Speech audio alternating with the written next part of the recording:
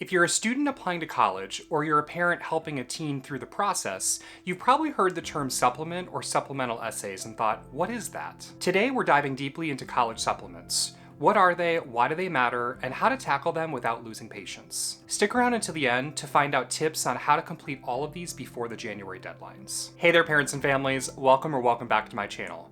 By this point in your senior year, you might have already completed the Common Application, and if not, I just did a Common App walkthrough, a 4-part series that walks you through the entire application.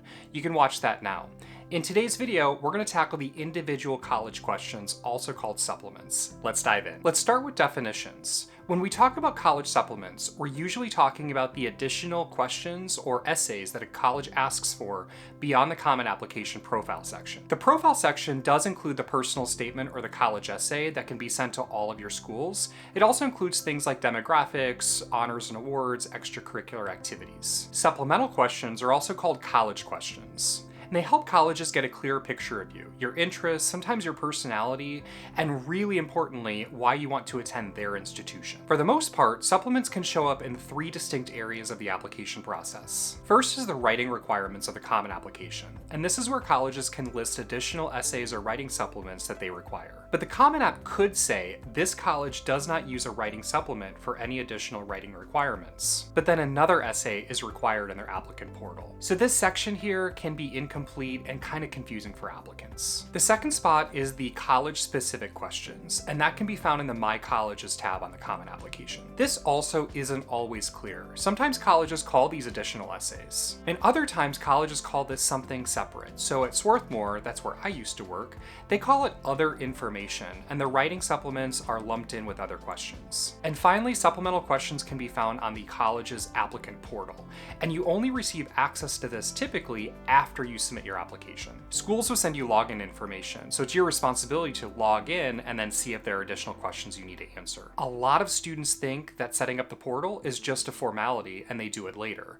I don't know about you, but if a doctor's office, for example, is sending me login information for their doctor's portal, I'm probably not going to get to it right away, and that can really cost you in the end. College admissions can be different, and you really need to log in to see if there are additional questions you need to answer. Is this confusing? Absolutely, but understanding where to look will make it a lot more manageable. So what do these college supplements even look like? Not all of them are big, long, scary essays. Some of them are very short, and here are a few examples. There are some truly short answer questions, such as list your favorite books, podcasts, or movies, what's your favorite word and why, or name a community that you're a part of. There are also some medium-length prompts, maybe 100 to 250 words. These could be, how have you contributed to your school community, or describe an activity that's meaningful to you and why. And then finally, there are some longer essays, maybe 650 words, maybe even more. Things like, why do you want to study your intended major at our university, or what unique perspective would you bring to our campus? Every college crafts their supplements differently. Some want to see creativity in your writing, others want to see fit, and there are others that are testing you on whether or not you did your homework on them. In addition to short and not so short essays, there may be additional questions you have to answer. Typically, these are much quicker to complete, but if there are, let's say, a dozen questions that you need to answer, multiply that by 7, 10, 15 different colleges, this will take some time to complete. For example, when I worked at Vanderbilt University, we would ask applicants about their undergraduate school or college selection, such as the College of Arts and Science or the School of Engineering. We'd also ask them about their intended major and what family connections they had to Vanderbilt, if any. At Swarthmore College, we would ask similar questions, but we would also ask about Quaker affiliation. So are they a practicing Quaker, since we are founded by Quakers? And that was important to Swarthmore's community. Every college is different, so be sure to look at these questions on the Common Application and on college websites. And now on to why supplements even matter. Here's the truth. Answers to supplemental questions can have a strong influence on your admissions decision, sometimes even making or breaking the application. Colleges, especially selective ones, want to gauge fit when they're looking at their answers to the supplemental questions. They want to know, does this applicant really want to be here? Do they understand how this institution is different? And will this person add something meaningful to the campus community? So while it's tempting to breeze through maybe a 150-word answer, take your time, be thoughtful, personal, and specific. That'll go a long way. So now let's talk about one of the most common college supplements out there. Why specifically this college, or why us? Many colleges ask this question in some format.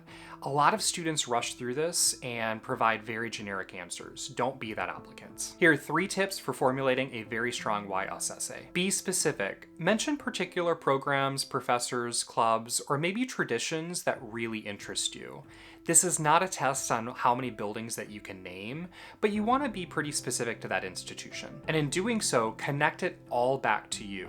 So think about how those offerings are going to align with your goals, your interests, maybe past experiences, or just the general excitement you have in attending that institution. And really avoid the copy and paste. I know it's tempting and you don't think admission officers are going to be able to tell, but they will be able to tell.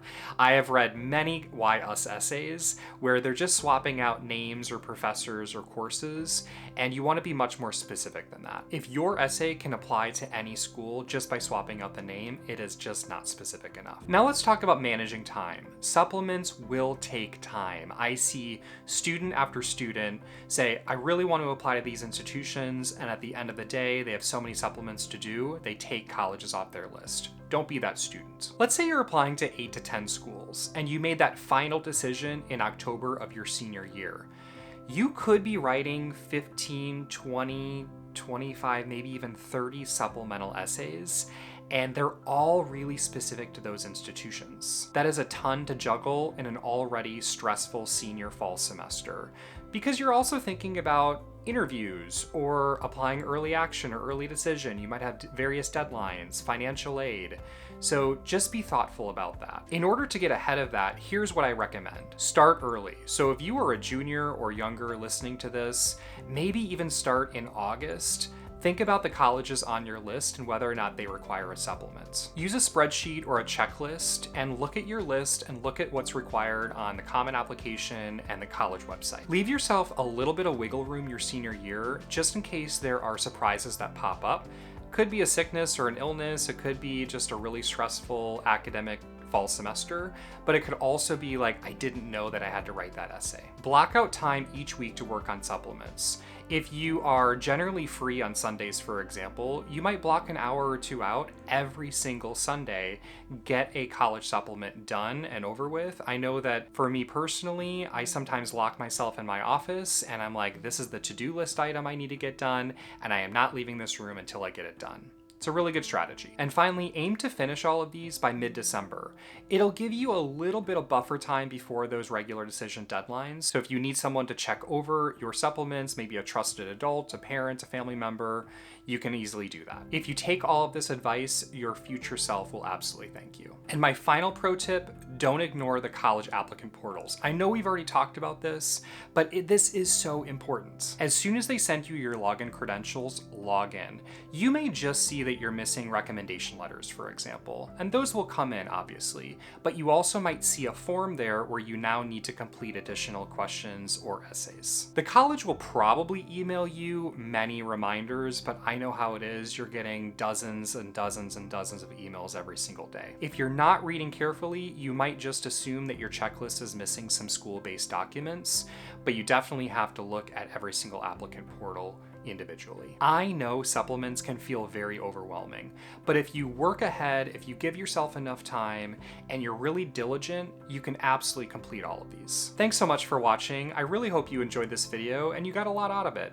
Don't forget to like and subscribe to receive more admission tips. And honestly, if you have more questions about college supplements, add those to the comments below and I'll be sure to respond. Good luck with all of your college applications, and we'll see you in the next video.